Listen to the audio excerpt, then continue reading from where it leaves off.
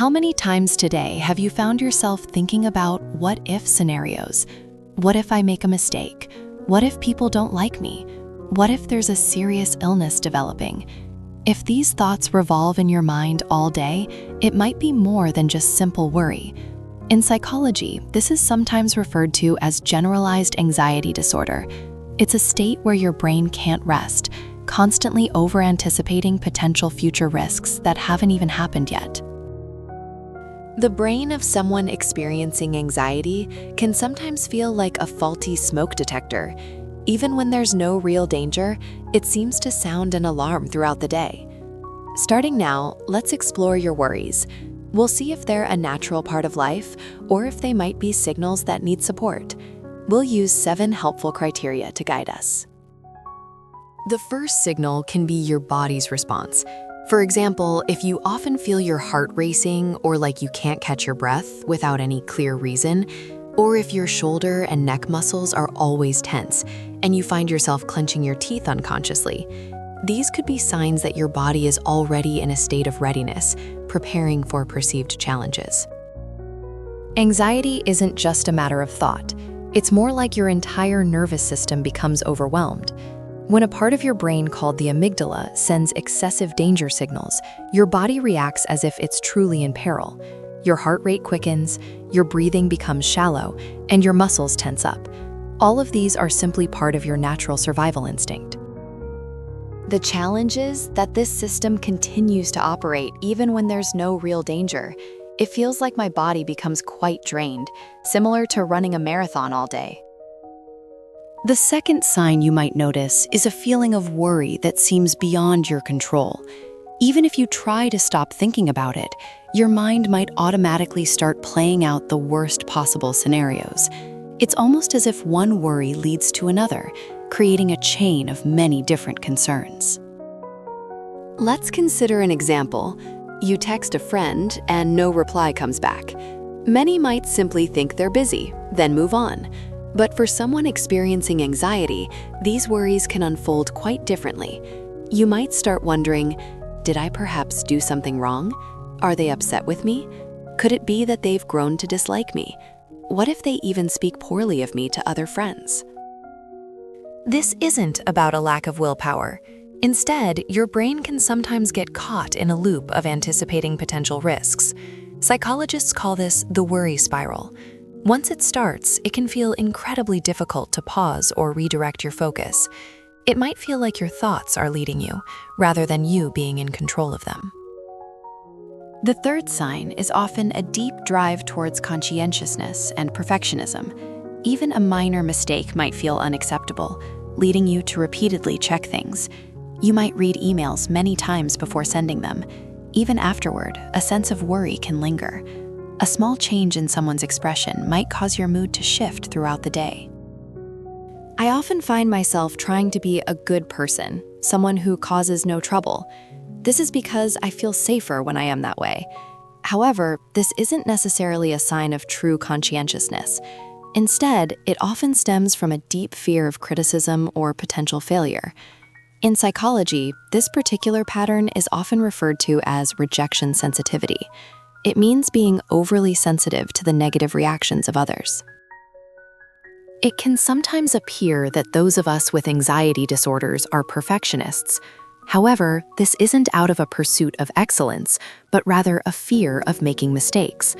I recall my doctor mentioning that conditions like anxiety or panic tend to affect individuals who have perfectionist tendencies and a strong sense of responsibility to perform well.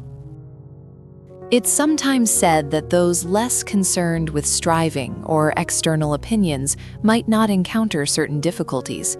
The moment I heard those words, I felt as if someone finally understood my unacknowledged efforts. Tears I had held back began to flow. Your current struggles might be a testament to how diligently you've lived, perhaps even more so than anyone else. The fourth sign is what we call catastrophizing. This is when a small event immediately feels like it's leading to total ruin. For instance, if your boss frowns in a meeting, your thoughts might go something like this: I'll probably be fired, then I won't be able to find another job. I'll fall behind on rent and get evicted. My life is completely over. But in reality, perhaps your boss simply had a stomachache. One challenge with this way of thinking is that we might believe guesses are reality, rather than just facts. Psychologist David Burns referred to this as cognitive distortion, where our brains process information in a skewed way. When our brain feels anxious, it can struggle to differentiate between possibility and probability. Even a 0.1% chance can sometimes feel as significant as a 50%. Our brain is simply creating a movie right now, and sometimes we might perceive it as reality. The fifth sign relates to why worries might feel hard to stop. There's something a bit unusual about this. Even though worry can be so challenging, why does our brain seem to keep creating it? The answer is quite paradoxical. It's because our brain might be perceiving worrying as a way to feel safer. Worrying beforehand can feel like preparation. If you consider the worst, you might feel less surprised. However, it seems worrying isn't truly preparing. It often feels more like a waste of energy. Psychologists call this phenomenon the paradox of worry. It's like fighting a battle all day long, but the adversary isn't actually there. The sixth sign might be a decrease in concentration. Even when you're sitting in front of a task, your mind can feel foggy. It's like worries fill your head so much that there's no room left to focus on other things. When your brain's working memory is full of worries, there isn't any space to process other tasks. The seventh sign often involves sleep difficulties. When you lie down in bed, your thoughts might race uncontrollably. As things quiet down, worries can sometimes feel much louder. You might wake up at 2 or 3 in the morning, finding yourself worrying about tomorrow, next week, or even next year. This lack of sleep can then worsen feelings of anxiety, and a challenging cycle might begin. The eighth sign often involves sensitivity and a heightened sense of irritation. You might find yourself easily frustrated by small things and struggling to regulate your emotions. This isn't a reflection of your personality. It's often a signal that your nervous system has already reached its capacity. You might also find yourself avoiding people. We may not share our feelings of unease, fearing others might question our concerns. You might find more comfort in being alone. However, isolation tends to amplify anxiety. When you're by yourself, thoughts can deepen. This might be more than just a passing concern. It might be affecting your quality of life. So, what should we do? First, there are some methods you can try on your own. The first method is called worry time limit. You set aside just 15 minutes a day for worrying. For instance, from 5 o'clock to 5:15 in the afternoon. If worries come to mind outside of that time, you can tell yourself, I've decided to think about this at 5 o'clock, not right now. It might feel a bit strange at first, but this is a training that teaches your brain it's safe in the present moment. The second method we'll talk about is the 5-4-3-2-1 grounding technique. It's an exercise to help you focus on the here and now when anxiety comes. Start by finding 5 things you can see: a desk, a cup, a window, a clock, a pen. Next, find 4 things you can touch: a chair, an armrest, some fabric, your hair, and your phone. Let's notice 3 sounds around us: the hum of the air conditioner, the faint sound of cars, and the chirping of birds.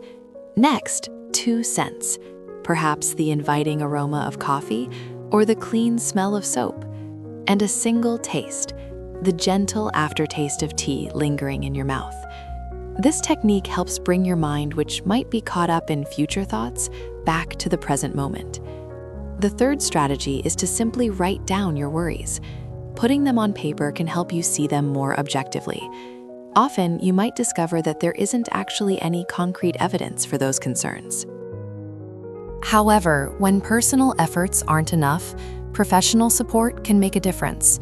Visiting a psychiatrist or a counseling center isn't a sign of weakness at all. It helps to repair your brain's alarm system. When I first sought help for panic disorder, I initially felt a lot of hesitation about it. I was troubled by the thought, wondering if I was someone so weak and fragile in spirit. But then the doctor shared these words with me.